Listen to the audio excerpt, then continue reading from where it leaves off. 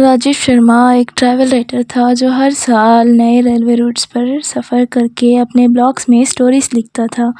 उस बार उसने डिसाइड किया कि वो ब्रिटिश एरा की ट्रेन लाइन पे एक रात का सफ़र करेगा जो शिवगढ़ जंक्शन से बंसीपुर हाल्ट जाती है।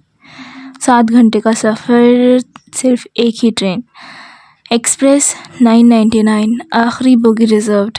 स्टेशन पर सब कुछ पुराना था, लैटन, टिकट बूथ और स्टेशन मास्टर के हाथ में एक घंटी थी। सिर्फ एक ही बोगी है? राजीव ने पूछा। बस वही रहती है जो इस सफ़र के लिए चुनी जाती है, स्टेशन मास्टर ने कहा। मुस्कान अजीब थी। राजीव ने जब बोगी में कदम रखा तो उसका अंदाज़ ही अलग था।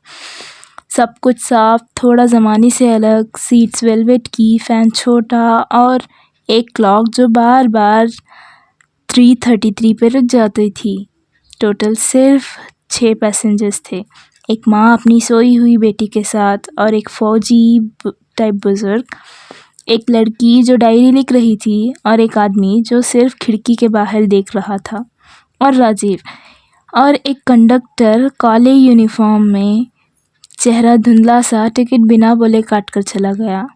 जब क्लॉक ने फिर से 3:33 दिखाया, बोगी हिलने लगी। बाहर अंधेरा घना हो गया। राजीव ने देखा ट्रेन एक पुल पर रुक गई थी। नीचे एक सूखी नदी थी जहाँ लिखा था यादगारों का मैदान।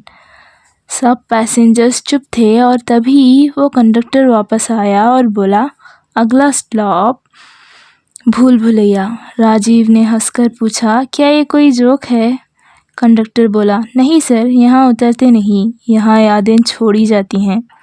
राजीव ने हर पैसेंजर से बात करने की कोशिश की। माँ, अपनी बेटी को ज़िंदा रखने के लिए सफ़र कर रही हूँ। उसका सपना था ये रोड देखना। बुज़ुर्ग फ़ौजी, मैं वापस जा रहा हूँ जहाँ मेरा प्लाटून कभी लौटा नहीं। डायरी वाली लड़की, मैं लिखती हूँ ताकि भूल ना जाऊँ, वरना मैं ख़ुद को भी भूल जाऊँगी। मैं थी भी या नहीं। और वो खिड़की वाला आदमी, उसने मुड़कर सिर्फ कहा, आप किस याद से भाग रहे हो? राजीव ने देखा उसके फ़ोन में कोई नेटवर्क नहीं और उसका फेस कैम चालू हो गया था। खुद ब खुद स्क्रीन पर उसने अपना रिफ्लेक्शन देखा, लेकिन आंखों में आंसू और पीछे एक रोशनी, जैसे एम्बुलेंस की ब्लू लाइट। ट्रेन एक टनल में घुसी, अंदर अंधेरा और सब कुछ गुम हो गया। लब लाइट आई, बोगी में सिर्फ राजीव था और सामने एक मिरर जिसमें लिखा था, वेलकम टू आखिरी बोगी। यहाँ सिर्फ यादें टिकती हैं, लोग नहीं। राजीव को याद आया 2 दिन पहले उसका एक्सीडेंट हुआ था, कार क्रैश। उसकी आंख खुली थी लेकिन दिमाग बंद हो गया था। तभी एक आवाज़ आई, वापस जाना चाहते हो? वो कंडक्टर वापस आया, उसके हाथ में एक टिकट उल्टा था। ये टिकट या लौटने का है या छोड़ देने का, तुम क्या चाहते हो राजीव? उसकी आंखें बंद की और जब खोला, राजीव ने आईसीयू में अपनी आंखें खोली तो सब लोग इमोशनल हो गए, पर उसके दिल में कुछ और ही चल रहा था। डॉक्टर, मैं ट्रेन में था, सिर्फ एक बोगी, कंडक्टर। डॉक्टर हंसा, पोस्ट ट्रॉमेटिक हैलुसिनेशन हो रहे हैं, नॉर्मल है। पर राजीव जानता था वो सपना नहीं था। उसके हाथ पर अब भी एक फेड हो चुका बोगी का नंबर लिखा था, 999। वापस घर जाने के बाद राजीव ने IRCTC, रेलवे अचीव्स और विंटेज ट्रेन रिकॉर्ड सब खोल डाले। शिवगढ़ और बंसीपुर हाल्ट दोनों रियल जगह थी, लेकिन 1982 में बंद हो चुकी थी। लेकिन एक फ़ाइल मिली, पुरानी ब्रिटिश एरा की report, special train bogie for mental health patient, road abandoned after multiple suicide and mysterious disappearance due to overnight travel। एक और चीज़ उस रिपोर्ट में लिखा था, बोगी कोड 999, स्टेटस अनट्रेसेबल। एक दिन उसकी इनबॉक्स में एक anonymous email I, from unknown@nowhere.com train. Subject, वक्त वापस आने लगा है। अटैचमेंट, एक ब्लर्ड फ़ोटो उसी बोगी का, और नीचे लिखा था, अपना सफ़र छोड़ा नहीं, सिर्फ डिले किया। राजीव का दिमाग हिल गया। क्या बोगी वापस बुला रही थी? राजीव कैमरा, नोटपैड और ड्रोन के साथ गया शिवगढ़ जंक्शन। वहाँ सब कुछ सुनसान था, पर एक पुराना गार्ड मिला, तिवारी बाबू। उसने चुपके से बताया, साहब वो बोगी रोज़ 3 घंटे 33 बजे दिखाई देती है, पर सिर्फ उनको जिन्होंने कुछ याद रखना छोड़ा नहीं। राजीव ने रात 3:30 तक प्लेटफॉर्म पर वेट किया। हवा तेज़ हो गई, तभी एक हल्का सा हॉर्न, एक वाइब्रेशन और फॉग के बीच से वही बोगी दिखाई दी। एक सेकंड के लिए उसका कैमरा ब्लिंक कर गया। जब स्क्रीन वापस चली तो एक नया सिंबल था स्क्रीन पे, welcome again Rajiv, your next memory awaits. Rajiv इस बार बोगी में चढ़ गया, मगर कंडक्टर गायब था। उसकी जगह एक मिरर था जिसमें उसने देखा अपना रिफ्लेक्शन नहीं, अपने ब्लॉक के रीडर्स जो उसे मिस कर रहे थे। एक लड़की जिसने सुसाइड की थी, उसकी डायरी राजीव ने पब्लिश की थी। एक बुजुर्ग जिसे राजीव ने ट्रेन का पैशन दिलाया था। सबके चेहरे उसे देख रहे थे, जैसे कोई कह रहा हो, हमें वापस ले चलो। तभी एक आवाज़ आई, यादों का सफ़र सिर्फ जीवित या मृत नहीं, जो याद रखता है वही रास्ते में फंस जाता है। बोगी में एक नया डोर खुला, उस पर लिखा था, जहाँ सबकी यादें जमा होती हैं, वॉल्ट ऑफ मेमोरीज। राजीव ने वॉल्ट ऑफ मेमोरीज का दरवाज़ा खोला। अंदर एक लंबी सुरंग थी, हर दीवार पर यादों के टुकड़े। एक डायरी जिसमें लिखा था, मुझे कोई नहीं सुनता। एक फ़ोटो उस फौजी बुज़ुर्ग की फैमिली जो कभी वापस नहीं आई, और एक ईमेल ड्राफ्ट, मैं थक गया हूँ, ये मेरी आखिरी कहानी है। उसका अपना ईमेल था। तभी एक आवाज़ गूंजी, यादों को बोझ ले जाओगे या छोड़ जाओगे। उसके सामने 2 रास्तों का दरवाज़ा खुल गया। रास्ता 1, भूल जाओ, यहाँ से निकल जाओ, सब कुछ भूल जाओ, अपनी नॉर्मल ज़िंदगी जियो, लेकिन बोगी के बाकी पैसेंजर्स हमेशा ट्रैप्ड रहेंगे।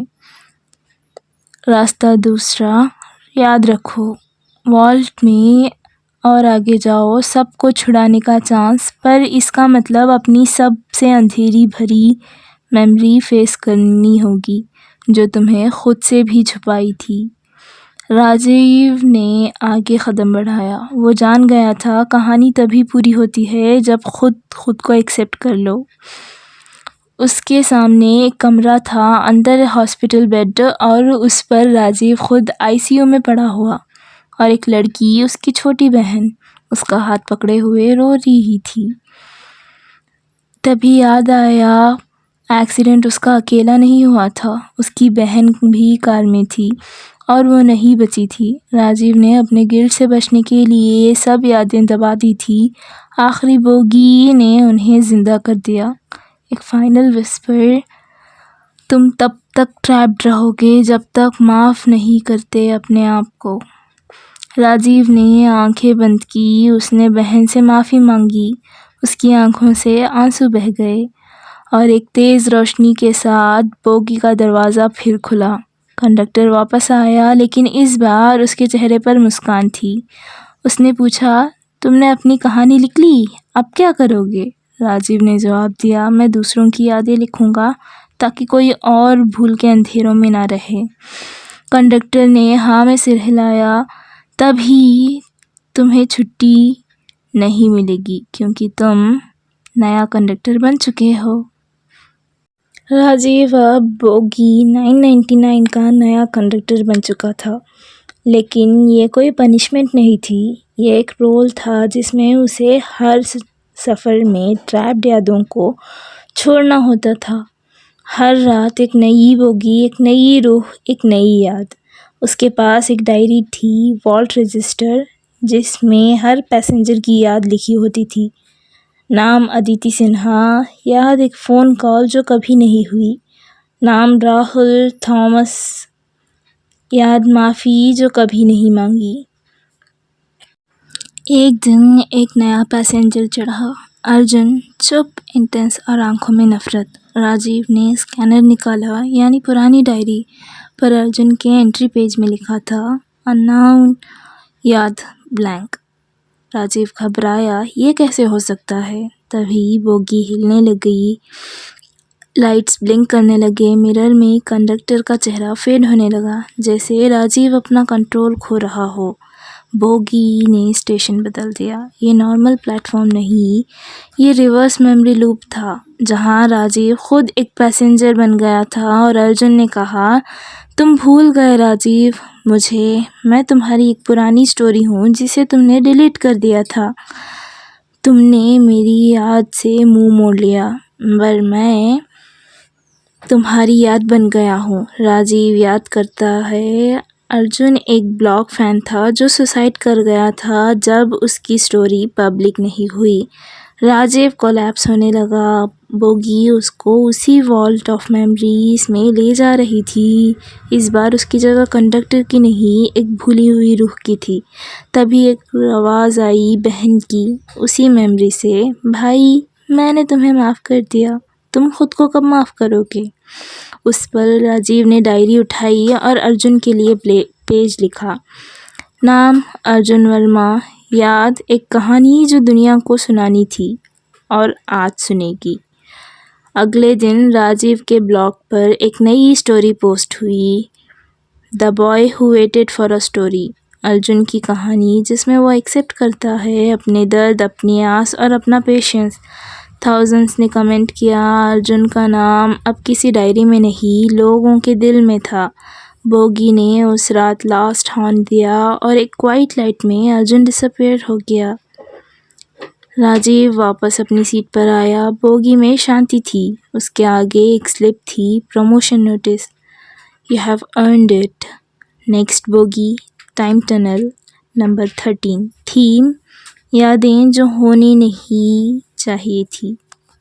राजीव ने सब रूहों की कहानी लिखी, वॉल्ट रजिस्टर बंद की और कंडक्टर की सीट से खड़ा हुआ। एक आखिरी बार उसने बोगी के अंदर देखा, सब सीट्स खाली थी, रोशनी हल्की, हवाओं में शांति। कंडक्टर यूनिफॉर्म उतार के उसने सीट पर रखा। तभी एक बच्ची आई, एक रूह जो पहले सफ़र में उसके साथ थी। तुम जा रहे हो? राजीव मुस्कुराया। हाँ, अब वक्त है जाने का। बोगी रुकी। फाइनल स्टेशन, नाम था मुक्ति। राजीव उतर गया, उसके पैर में मिट्टी थे, दिमाग हल्का, दिल शांत। पीछे से हॉर्न बजा, बोगी चली गई, लेकिन इस बार नए कंडक्टर के साथ।